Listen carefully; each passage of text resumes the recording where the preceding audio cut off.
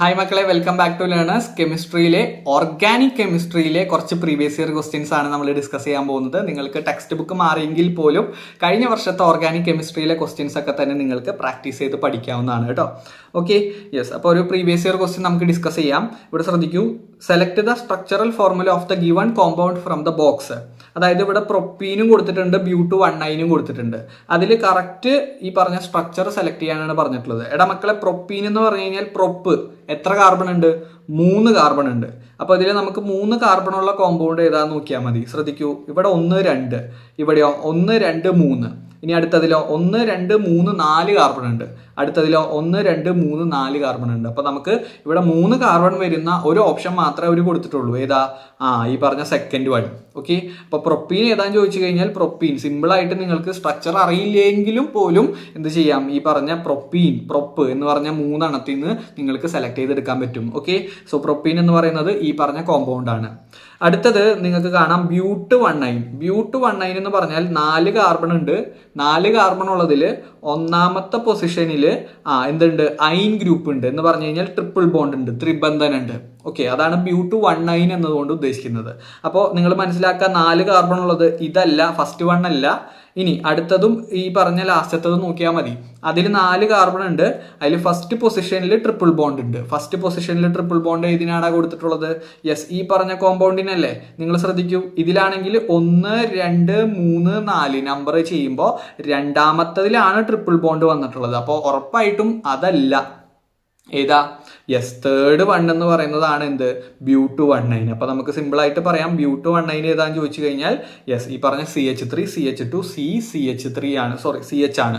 Okay, അപ്പൊ triple bond ആണല്ലോ. അപ്പൊ നമുക്ക് ബ്യൂട്ട്-1,9 എന്ന് പറയാൻ പറ്റും. ഓക്കെ, ഇതൊരു പ്രീവിയസ് ഇയർ ക്വസ്റ്റ്യൻ ആണ് കേട്ടോ, ശ്രദ്ധിക്കണേ നിങ്ങൾ.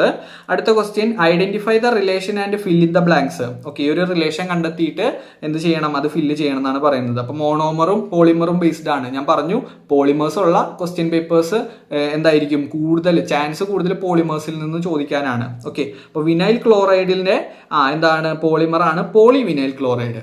ഓക്കെ, അതിന്റെ മുമ്പിൽ വിനൈൽ ക്ലോറൈഡിന്റെ മുമ്പിൽ പോളി ഇട്ട് കൊടുത്തതാണ്. ഇനി അടുത്തത് അങ്ങനെയാണെങ്കിൽ നിങ്ങൾ പറഞ്ഞോ, ടെഫ്ലോൺ അല്ലെങ്കിൽ പോളി ടെട്രാ ഫ്ലൂറോ ഈത്തീൻ ആണ്. അപ്പൊ എന്താ ചെയ്താൽ മതി? പോളി മാറ്റിയിട്ട് നിങ്ങൾ ടെട്രാ ഫ്ലൂറോ ഈത്തീൻ എന്ന് എഴുതി കൊടുത്തു കഴിഞ്ഞാൽ ഇതിന്റെ കറക്റ്റ് മോണോമർ കിട്ടും. ഓക്കെ, നിങ്ങൾ എന്താ ചെയ്യേണ്ടത്? പോളി കളയുക. ഓക്കെ, പോളി കളഞ്ഞിട്ട് ബാക്കിയുള്ളത് മാത്രം എടുത്തെഴുതുക. ഓക്കെ, അപ്പൊ ടെട്രാ ഫ്ലൂറോ ഈത്തീൻ എന്ന് പറയുന്നതാണ് അതിന്റെ മോണോമർ. സിമ്പിൾ ക്വസ്റ്റ്യൻ അല്ലേടാ? യെസ്, ഒരു പ്രീവിയസ് ഇയർ ക്വസ്റ്റ്യൻ ആണ് കേട്ടോ. ഇത്തരത്തിലുള്ള ക്വസ്റ്റ്യൻസ് ഒക്കെ തന്നെയാണ് പരീക്ഷയ്ക്ക് ചോദിക്കുക, പക്ഷെ കൺസെപ്റ്റ് അറിയണം നിങ്ങൾ. ഓക്കെ, അടുത്ത question, examine the following compounds and answer the question. ഇവിടെ 4 കോമ്പൗണ്ട് കൊടുത്തിട്ടുണ്ട്. Find out the isomeric pair. Isomer pair കണ്ടുപിടിക്കാനാണ് ചോദ്യം. ഓക്കെ, ഐസോമർ പെയർ കണ്ടുപിടിക്കണമെങ്കിൽ ഞാൻ പറഞ്ഞു തന്നിട്ടുണ്ട് ചോദ്യം എങ്ങനെയാണ് ചെയ്യേണ്ടത്. ആദ്യമേ നിങ്ങൾ അതിന്റെ മോളിക്കുലാർ ഫോർമുല എഴുതി നോക്കുക. ഓക്കെ, മോളിക്കുലാർ ഫോർമുല ഇവിടെ ശ്രദ്ധിക്കൂ. ഫസ്റ്റ് വണ്ണിന്റെ മോളിക്കുലാർ ഫോർമുല C എത്ര എണ്ണം ഉണ്ട്? 1, 2. അപ്പൊ C2. H എത്ര എണ്ണം ഉണ്ട്? 6 എണ്ണം ഉണ്ട് അല്ലെ? 3, 3, 6 എണ്ണം. അപ്പൊ C2H6O എന്ന് നമുക്ക് എഴുതാം. Okay, C2H6O. അതെന്തുകൊണ്ടാണ് ഞാൻ O എഴുതിയത്? എടാ, ഇവിടെ O ഇല്ലേ, അതുകൊണ്ട് നമുക്ക് O കൊടുക്കണ്ടേ. അപ്പോൾ C2H6O എന്ന് പറഞ്ഞിട്ട് എഴുതാൻ പറ്റും. അടുത്തത് നോക്കൂ, അടുത്തത് നമുക്ക് നോക്കാം. എത്ര കാർബൺ ഉണ്ട്? 1, 2, 3 കാർബൺ ഉണ്ട്. അപ്പൊ C3H എത്ര എണ്ണം വരും? 3ഉം 2ഉം 5ഉം 5ഉം 2ഉം 7ഉം 8ഉം അല്ലെ? C3H8O എന്ന് വരും. ഓക്കെ, അടുത്തത് നോക്കൂ, അടുത്തത് C3H8O എന്ന് വരും. ഓക്കെ, ഇതൊക്കെ നിങ്ങൾ മനസ്സിലാക്കണം. C2H6O, C3H8O, അടുത്തത് C3H8O തന്നെ വരും. അടുത്തത് എന്ത് വരുവാടാ? അടുത്തത് C2H6O എന്ന് വരും. ഇതിന്റെ മോളിക്കുലാർ ഫോർമുല ആദ്യം എഴുതി നോക്കുക. അപ്പൊ നിങ്ങൾക്ക് കറക്റ്റ് ആയിട്ട് സംഭവം കിട്ടും. ഓക്കെ, അപ്പൊ നിങ്ങൾക്ക് കിട്ടും C2H6O എന്ന് പറയുന്നതും C2H6O എന്ന് പറയുന്നതും എന്താണ്? ഒരു ഐസോമർ പെയർ ആണെന്ന് കിട്ടി. ഓക്കെ, അതുപോലെ തന്നെ അടുത്ത ഐസോമർ പെയർ നിങ്ങൾക്ക് കിട്ടി C3H8O, C3H8O. ഓക്കെ, അങ്ങനെയാണ് നിങ്ങൾ എന്ത് ചെയ്യേണ്ടത്? ഐസോമർ പെയറിനെ കണ്ടുപിടിക്കേണ്ടത്. ഓക്കെ, അപ്പോൾ ഇവിടെ ആരൊക്കെ ഐസോമർ പെയർ എന്ന് ചോദിച്ചു കഴിഞ്ഞാൽ സിമ്പിൾ ആയിട്ട് പറഞ്ഞോണം ആരൊക്കെയാണ്. യെസ്, ഇവിടെ 1ഉം അതുപോലെ തന്നെ 4ഉം എന്താണ്? ഐസോമർ പെയർ ആണ്. ഇനി അതുപോലെ തന്നെ രണ്ടാമത്തതും മൂന്നാമത്തതും ഐസോമർ പെയർ ആണ്. സിമ്പിൾ അല്ലേടാ? യെസ്, അപ്പോൾ ഐസോമർ പെയർ കണ്ടുപിടിച്ചു. ഇനി അടുത്തത് which is the functional group of CH3OCH3. എടാ മക്കളെ, നടുവിൽ O വന്നു അല്ലേ, ഇടയിൽ O വന്നു കഴിഞ്ഞാൽ ഏത് ഗ്രൂപ്പാ? യെസ്, ആൽക്കോക്സി ഗ്രൂപ്പാണ് അല്ലേ, ആൽക്കോക്സി അല്ലെങ്കിൽ ഈതർ ഗ്രൂപ്പുകൾ എന്ന് നമ്മൾ പറയാറുണ്ട് അല്ലേ, ഈതേഴ്സ് എന്ന് പറയാറുണ്ട്. കാര്യം നമുക്ക് മനസ്സിലായിട്ടുണ്ട് ROR' അല്ലേ, ഞാൻ നിങ്ങൾക്ക് ഡീറ്റെയിൽ ആയിട്ട് പഠിപ്പിച്ചു തന്നിട്ടുണ്ട് ROR' എന്ന് പറയുന്നത്. ഓക്കെ, അപ്പോൾ അത് ആൽക്കോക്സി ഗ്രൂപ്പ് ആണെന്നുള്ളത് മനസ്സിലാക്കി വെക്കുക. ഓക്കെ, അടുത്ത question, what is the monomer of polythene. Polythene എന്ന് പറയുന്നതിന്റെ മോണോമർ ആണ് ചോദ്യം. സിമ്പിൾ ആണ്, പോളി കളഞ്ഞാൽ മതി, ബാക്കി എന്ത് ചെയ്താൽ മതി, എത്തീൻ എന്ന് എഴുതി വെച്ചാൽ മതി. So option number yes, second option ആണ് കറക്റ്റ് അല്ലേ, എത്തീൻ എന്ന് പറയുന്നതാണ് കറക്റ്റ് ഓപ്ഷൻ. അടുത്ത ക്വസ്റ്റ്യൻ വലിയ ക്വസ്റ്റ്യൻ ആണെന്ന് നമുക്ക് തോന്നും, പക്ഷെ ചെറിയ ക്വസ്റ്റ്യൻ ആണ്, സിമ്പിളായിട്ട് നിങ്ങൾക്ക് ചെയ്യാം.